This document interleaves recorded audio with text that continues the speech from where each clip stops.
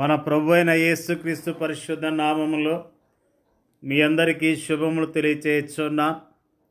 మీరందరూ క్షేమంగా ఉన్నారని ఆశిస్తూ ఉన్నాను. ఈరోజు బలపరిచే వాక్యము కీర్తనలు 56:8.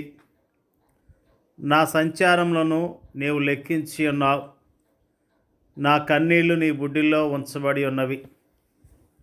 కీర్తనాకారుడు ఎలాంటి పరిస్థితులు గుండా వెళ్ళాడో, అతని కన్నీళ్ళు గల కారణాలను ఈరోజున జ్ఞాపకం చేసుకుంటూ ఉన్నాం.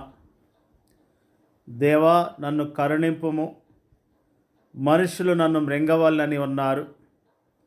దినమెల్లా వారు పోరాడుచు నన్ను బాధించున్నారు. అనేకులు గర్వించి నాతో పోరాడుచున్నారు. దినమెల్లా నా కొరకు పొంచి ఉన్నవారు నన్ను మృంగవల్లని ఉన్నారు. నాకు భయము సంభవించు దినమున నిన్ను ఆశ్రయించుచున్నాను. దేవుని బట్టి నేను ఆయన వాక్యమును కీర్తించెదను. దేవుని యందు నమ్మిక ఉంచి ఉన్నాను, నేను భయపడను. శరీరధారులను నేమి చేయగలరు? దినమెల్లా వారు నా మాటలు అపార్థము చేయుదురు. నాకు హాని చేయవలన తలంపులే వారికి నిత్యము పుట్టుచున్నవి. వారు గుంపు కూడి పొంచి ఉందరు. నా ప్రాణం తీయగోరుచు వారు నా అడుగుజాడలు కనిపెట్టుదురు. తాము చేయు దోషక్రియల చేత వారు తప్పించుకుందురా. దేవా, కోపము చేత జనములను అనగొట్టుము.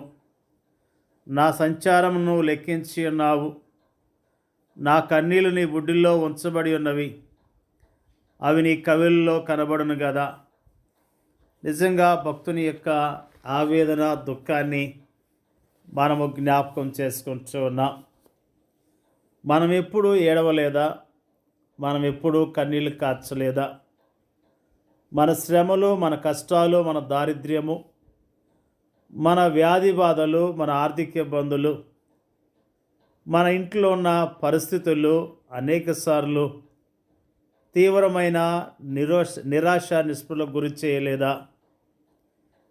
అలాంటి సమయాల్లో మనము కన్నీళ్ళు కార్చలేదా?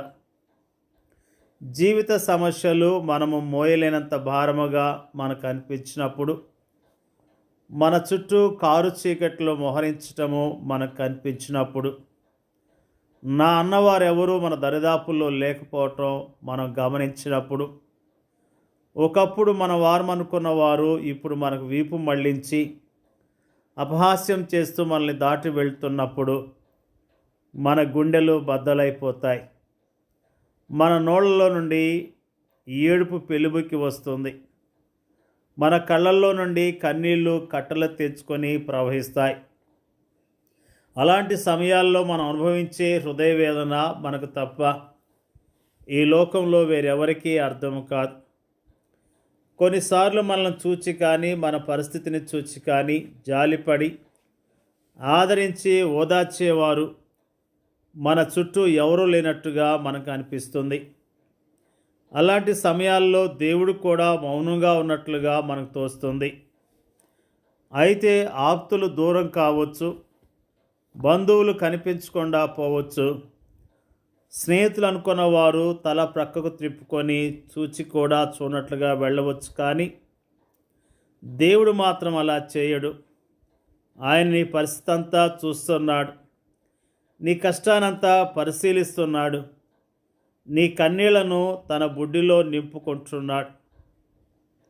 తగిన సమయంలో నీకు సహాయం చేసేందుకు సిద్ధముగా ఉన్నాడు. ఆయన తన బిడ్డల కన్నీటిని తన బుడ్డిలో నింపుకుంటున్నాడు. పాత నిబంధన పరిశుద్ధుల విషయంలో ఆయన అలానే చేశాడు. దేవుని ప్రజల వైఫల్యాల విషయమై తన తలను జలమయముగా చేసుకొని రోధించిన ఇర్మియా కన్నీళ్ల విషయంలో ఆయన అలానే చేశాడు. క్రీస్తు సంఘములోని అవయములైన విశ్వాసుల విజయము కోసము ప్రార్థించిన పౌలు కన్నీళ్ల విషయంలో ఆయన అలానే చేశాడు. అన్నిటికీ మించి అనేక సందర్భాల్లో నిర్భాగ్యులైన మానవులను చూచి నిట్టూర్పులు విడుస్తూ ఆత్మలో మూలుగుతూ కన్నీళ్లు విడిచిన తన ప్రియకుమారుని కన్నీళ్ళ విషయంలో కూడా ఆయన అలానే చేశాడు. అవును, దేవుని ప్రియకుమారుడైన క్రీస్తు లాజరు సమాధి యొద్ద మాత్రమే కాక తాను శరీరధారి ఉన్న దినముల్లో మహారోదనముతోనూ కన్నీళ్లతోనూ ప్రార్థనలు యాచనలు సమర్పించాడు. మన పాప భారం అంతటినీ భరిస్తూ తాను కలువరి శిలువపై అనుభవించనయ్యున్న తీవ్రమైన శ్రమానుభవాలను తలంచుకొని స్వేద బిందువులు రక్త బిందువులుగా మారినంతగా ఆయన గెత్సెమనే వనములో రోదించాడు. కన్నీళ్ళు కన్నీళ్ళు కన్నీళ్ళు. ఈ లోకములో ఉన్నదంతా కన్నీళ్ళే. కొందరివి కనిపించే కన్నీళ్లు కాగా మరికొందరివి కనిపించని కన్నీళ్ళు. అయితే దేవుడు ప్రతి ఒక్కరి కన్నీళ్లు చూస్తూనే ఉన్నాడు. వాటన్నిటినీ తన బుడ్డిలో పట్టుకొని నిల్వ చేస్తున్నాడు.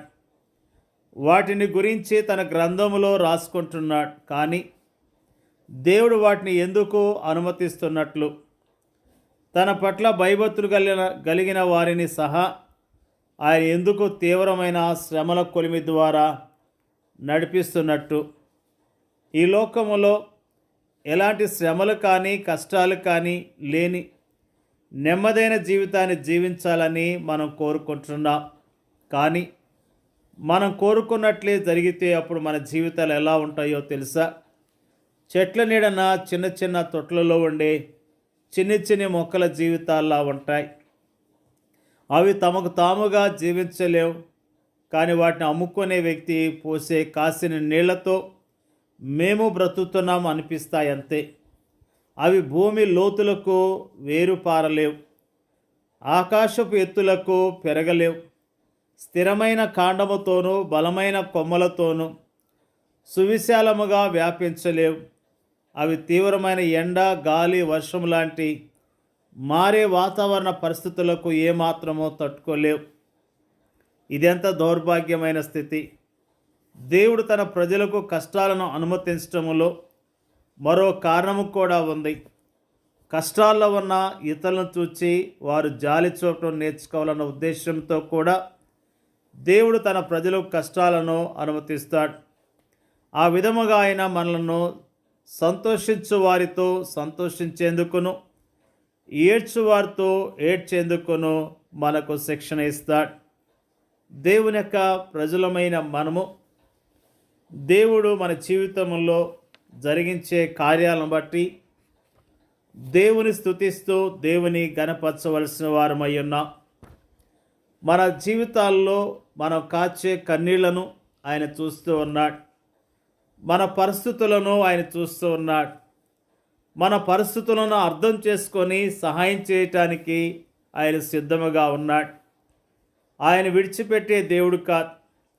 తన ప్రజలు కన్నీళ్లు కాచారని దేవుడు మోషేతో మాట్లాడుతూ నేను దిగి వచ్చానని ఆయన అంటూ ఉన్నాడు. నిజంగా ఇజ్రాయేలు ప్రజలు కన్నీళ్లు కాస్తూ రోధించినప్పుడు ఆయన దిగి వచ్చి మోషేతో మాట్లాడినట్లుగా దేవుని యొక్క వాక్యము తెలియజేస్తున్నది. ఆయన మనతో మాట్లాడతాడు. మన పరిస్థితులు తగిన జవాబునిస్తాడు. ఓపికతో విశ్వాసంతో ఎదురు చూస్తూ జీవిద్దాం, ఆయన మహింపరుద్దాం. దేవుడి యొక్క వాక్యాన్ని దీవించును గాక. పరిశుద్ధులైన తండ్రి, స్తోత్రాలు తెలియజేస్తూ ఉన్నా. భక్తుని యొక్క ఆవేదన, కన్నీళ్ళు వాటన్నిటినీ జ్ఞాపకం చేసిన విధానం బట్టి స్తోత్రాలు తెలియజేస్తూ ఉన్నా. మా జీవితాల్లో కన్నీళ్ల గుండా వెళ్తున్నప్పుడు ధైర్యముగా ఉండటానికి, విశ్వాసంతో నీ కొరకు జీవించడానికి సహాయం చేయండి అయ్యా. నీకు వందనాలు అయ్యా. దుఃఖముతో, ఆయాసంతో ఎంతో కుమిలిపోతున్న బిడ్డలను మీరు జ్ఞాపకం చేసుకోండి. కుమిలిపోతున్న బిడ్డలను మీరు ఓదార్చండి, ధైర్యపరచండి అయ్యా. మరి ఎంతో దుఃఖాన్ని చెప్పుకోలేంత బాధ కలిగి కృంగిపోతున్న ప్రతి బిడ్డను జ్ఞాపకం చేసుకొని వారి ధైర్యపరచండి, బలపరచండి అయ్యా. నీకు స్తోత్రాలు ప్రభువా. నువ్వు చూచే దేవుడు ప్రభువా, సహాయం చేసే దేవుడు, తగిన సమయంలో జవాబిస్తావనే విశ్వాసంతో నీ కొరకు జీవించడానికి సహాయం చేయమని, వాక్యం వింటున్న వారందరినీ పేరు పేరున దీవించి ఆస్వాదించమని యేసుక్రీస్తు పరిశుద్ధమైన నామంలో అడిగి వేడుకొంచున్నాం తండ్రి. ఆమెన్.